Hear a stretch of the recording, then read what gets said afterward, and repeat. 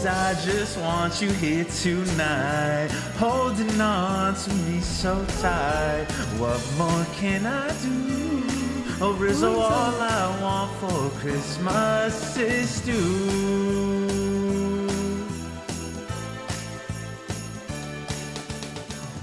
Where's Moses at? Dude, you know Moses hasn't been on Steam in like 4 years. Where's that man? Do you even talk to that man anymore? Dude, I don't even know if that man's alive anymore. I swear to God. Gotta call up his brother Toasty. Be like, yo, where's Moses? Yeah. I really thought Moses would be in the scene more after like Toasty became a pro. But I don't know. Like he just disappeared. I think he was working at Amazon last I talked to him, and then now I don't know what he's doing anymore. But like I know he was working out like crazy. Like, he could be swole as fuck right now for all I know. That's crazy. You're the fucking goat, baby. He absolutely fucking swole, yoked out of his mind. No, he Like, could who the hell be. was Moses? Who was Moses? Fire said like himself. 3 years ago. Fire said he was getting abs finally. I was like, what the fuck, Moses with abs? I can't even imagine that. That's wild. I know. Meanwhile, I'm out here looking like the fucking Michelin Man. I feel that, bro. It's fucking crazy, dude. I blame Rocket League for me getting fat. Actually, I don't even blame myself. The stress. Yeah, nah. I just like it's the game's fault. I need someone to blame. Can't blame myself. Right. My whole coaching career was all just like constant stress. I couldn't even like live my life without worrying about something. It was rough, man. Just worrying about one of your players fucking going on to the like actually losing their mind and their sanity every day. I would constantly like 24/7 be thinking about like what I should say to someone and like telling her out. Like, how do I approach this without them fucking hating me for the rest of the year?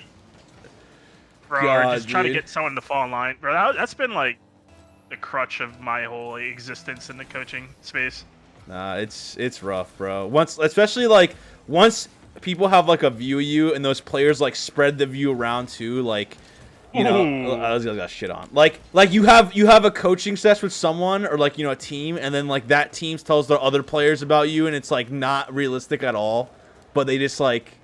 That's how everyone else. It's like a rumor. That's just getting spread. That's just false rumors. So it's just a groupie thing too. A lot of the players all hang out in Discord, and then once someone says something, they all agree on it, and it's like it's over for you. Yeah, exactly. Fucking crazy. What a world we live in, dude. Where fucking 15-year-olds are deciding the fate of their friends making money. I find it wild too, like how social.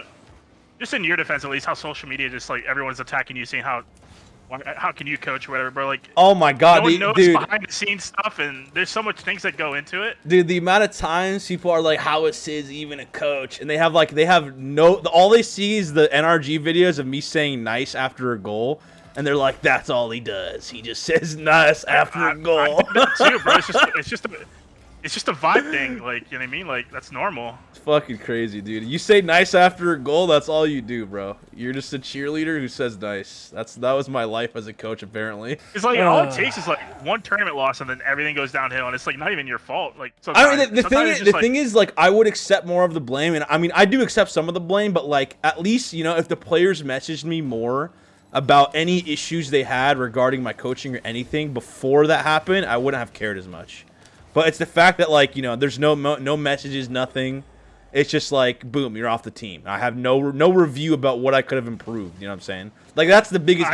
I cared nothing. I didn't even care that I was off the team. I was like, bro, at least tell me what was wrong. At least like disagree, right? Like, because I had that problem too, where like you feel like you say something and no one like responds, and you feel like everyone gets it, and then you have to repeat yourself again and again. It's like, bro, I thought we talked about this before. Yeah, like that's the problem I would have too sometimes, where like.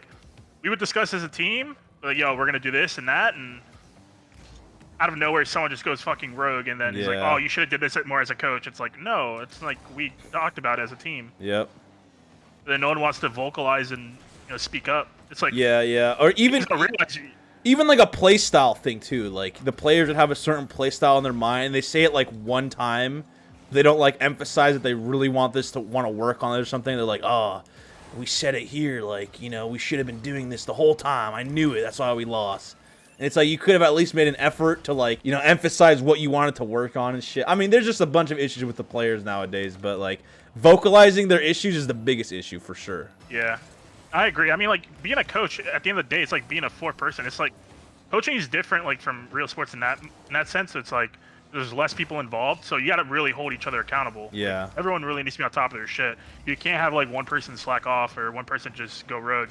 Yeah, in real sport especially, there's literally offensive, defensive coaches. You know, there's physical therapist coaches. There's everything. But like, you know, in Rock League, there's just one coach managing it all, like managing their mentals, managing the schedule and stuff. I mean, the schedule's not even that bad to manage at all. But like, just getting them to actually show up on time and like not be off the deep end was fucking more difficult than anything else. I think the worst too. I don't know if you've ever tried it as coaching, but like getting a sports psych. Trying to get someone involved in that, it's like impossible because like don't respect it. Yeah. We had that one time where it was so our Valorant roster had an actual sports psychologist that would like come out with them, and we were doing a boot camp for an event, and it was with the Valorant roster.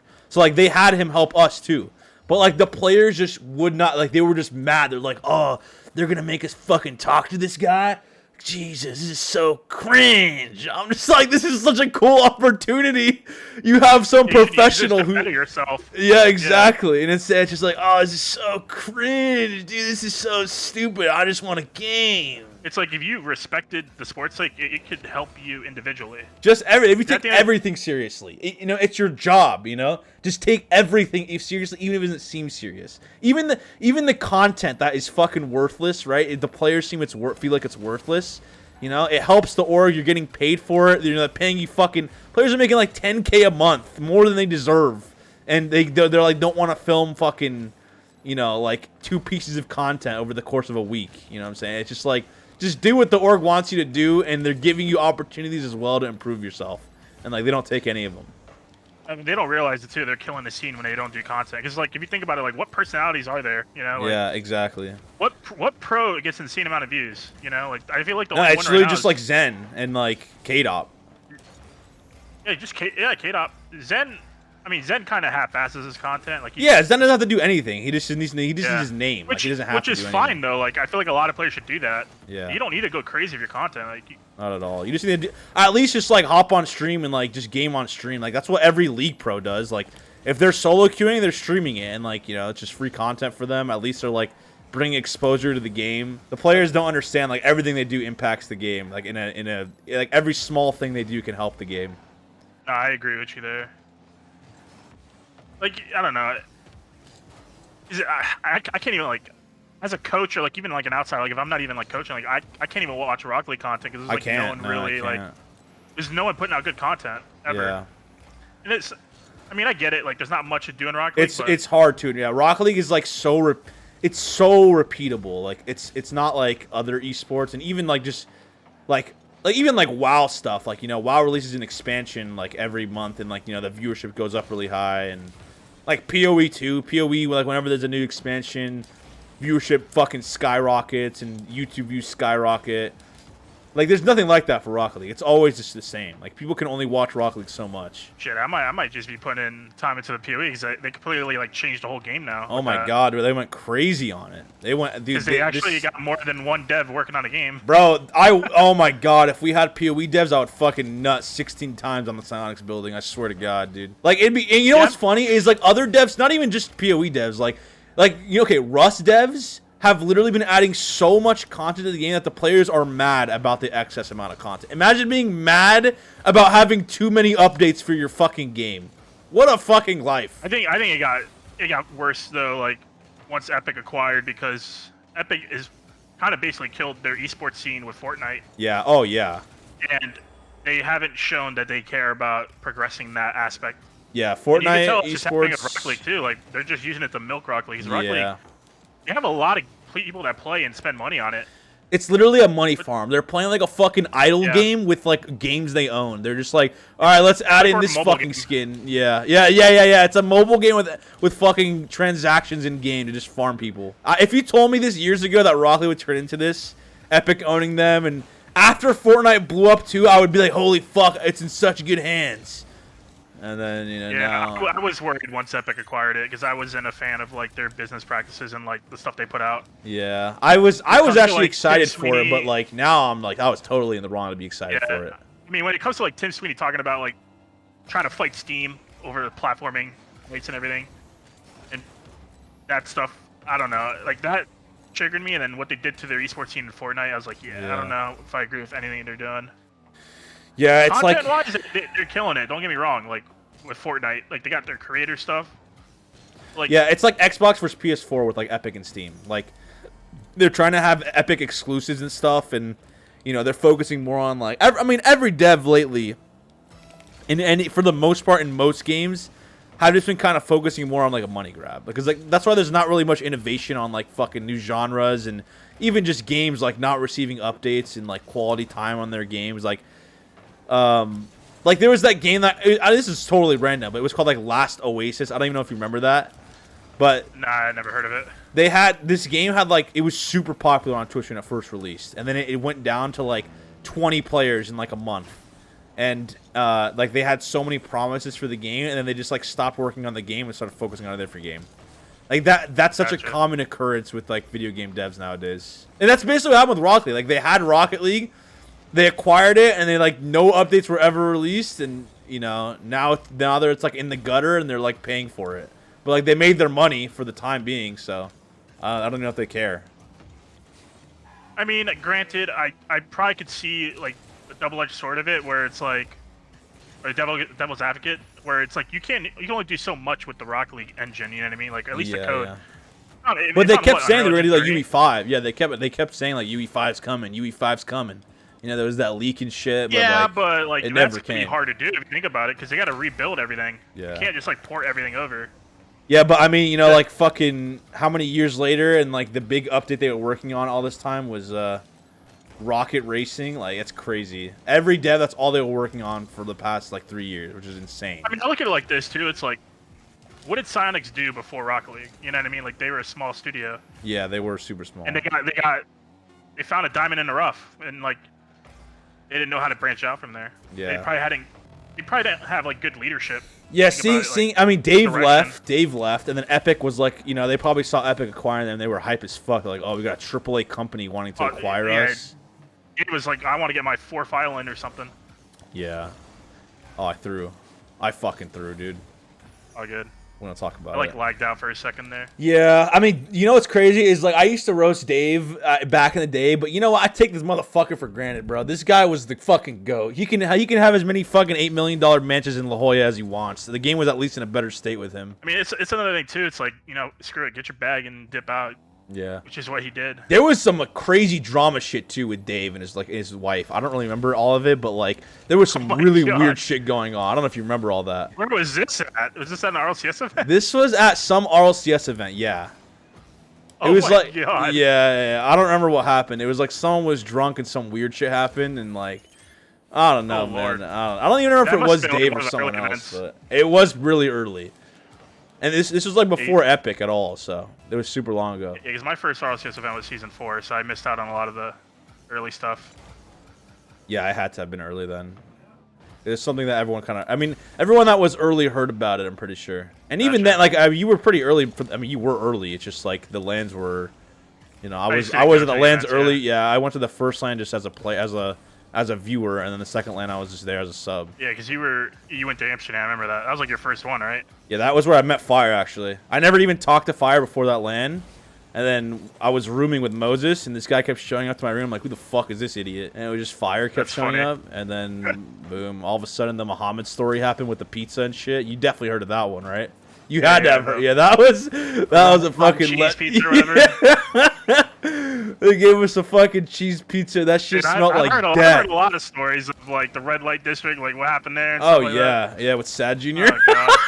Oh, oh my god, dude, what's Sad Jr. up to? Is he still coaching? Actually, he took my spot on SSG. He's living it up. Wait, did he really? Yeah, dude. Oh my god. He's doing. Yeah, because he used to coach LJ, and when they stopped working with me, he was like the next best guy to go to because he used to work with him on Oxygen. That's LJ's old team. Yeah, and they kind of killed it at the end of the season. That's good. Fucking Sad Jr., bro. What a legend. He was another predicament too, where it's like he was like stuck. He didn't have a coaching spot. Yeah, he was stuck. Yeah. Yeah, so it was. I was happy to see him succeed there.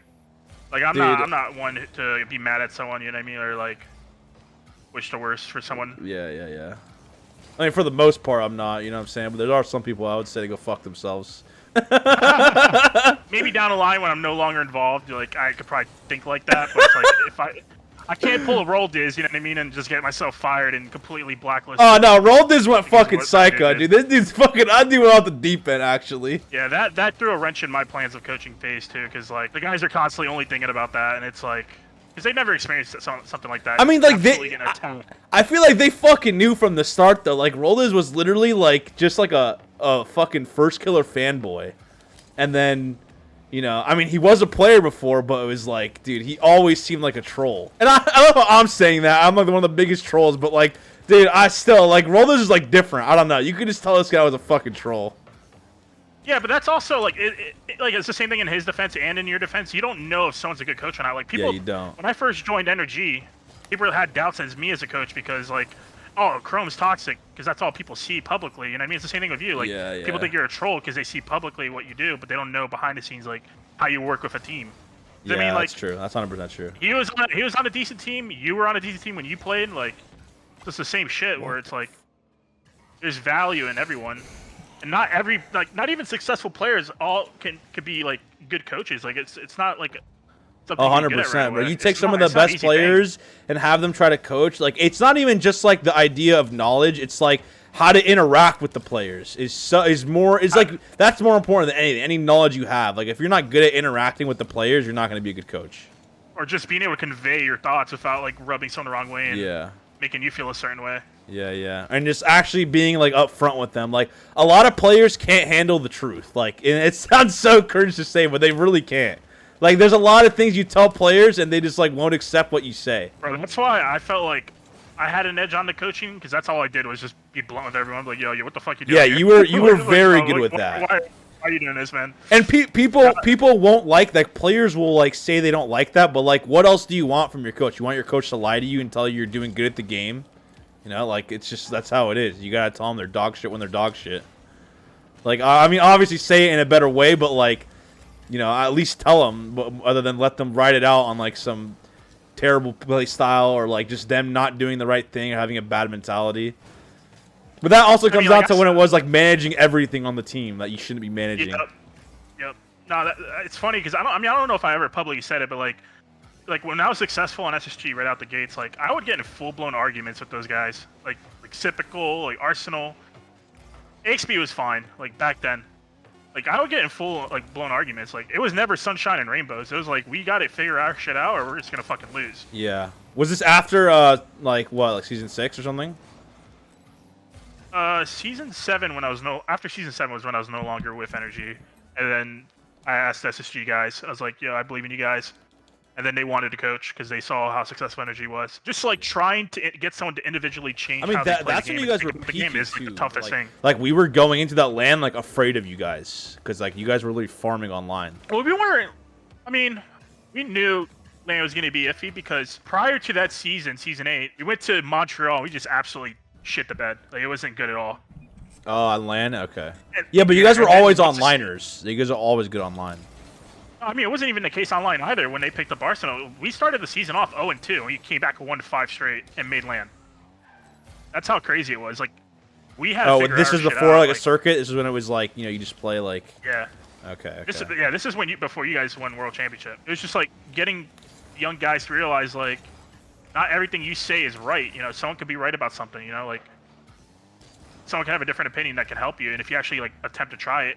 It's not gonna be, you know what I mean? Like when you suggest something, it's not gonna be a fix right away. Like never, no. It's something you work on over like a month, at least. Exactly. You know, I mean, you could do like you'll see slight improvements. Like, dude, that's another thing. There's like the players have these fucking psychotic placebos. Like, you know, they'll be like, oh, I started fucking holding R2 while I was in the air, and holy fuck, it's revolutionary. Like my shots are all going in now. Oh, I changed my name from fucking Justin to Justina, and now my shots are crazy, like shit like that, and then but I mean those are like extreme scenarios. But then there's like actual like strategic things I'll think about, like I started collecting this boost pad more, so therefore, and we started doing a lot better because I started collecting that boost pad.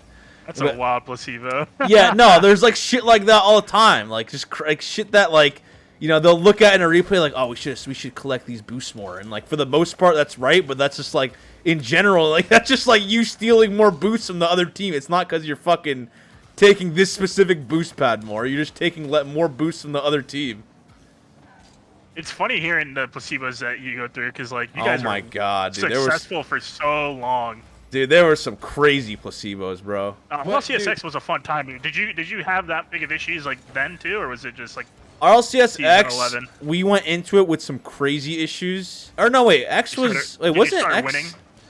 X yeah. Okay, so no, X was like the online season, wasn't it? We didn't even have a LAN, and then no, that was when we were doing really good. Like everything was fine. Like you know, I mean, we were like just winning off of like pure talent. It felt like, and then Season 11 came around, LAN started to show up, and then like everyone started to have these like glaring issues, and we started to be slower than everyone, and like we just wouldn't adapt, and replays were going bad and stuff. But like on LAN when we went, we started like feeling good actually at the boot camp and at in the scrim sessions at the practice area. Like we were feeling crazy.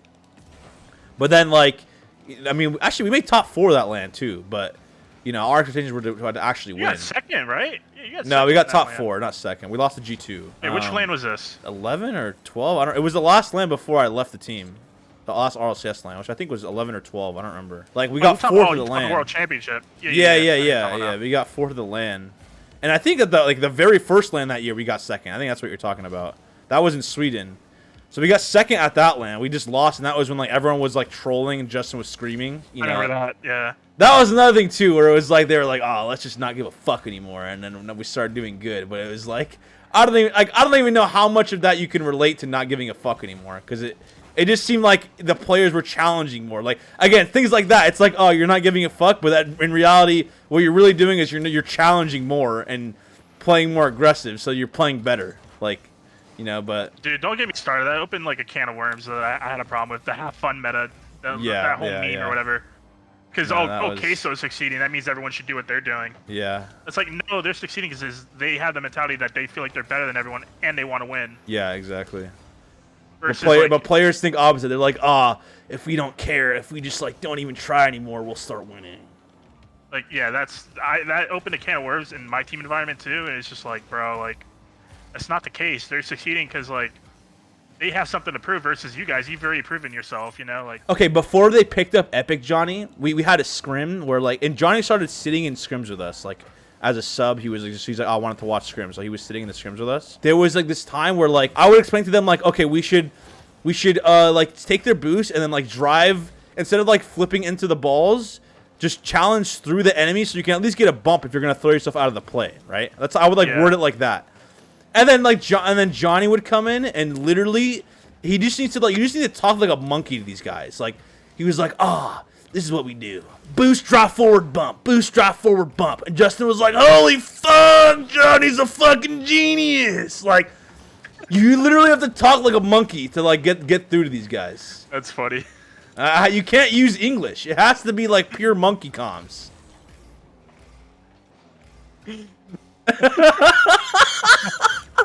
Like I know you've experienced that too. Like where you just like you'll hear someone, you'll fucking like even just like a random Discord, they'll be like talking about something like all the pros how they talk together.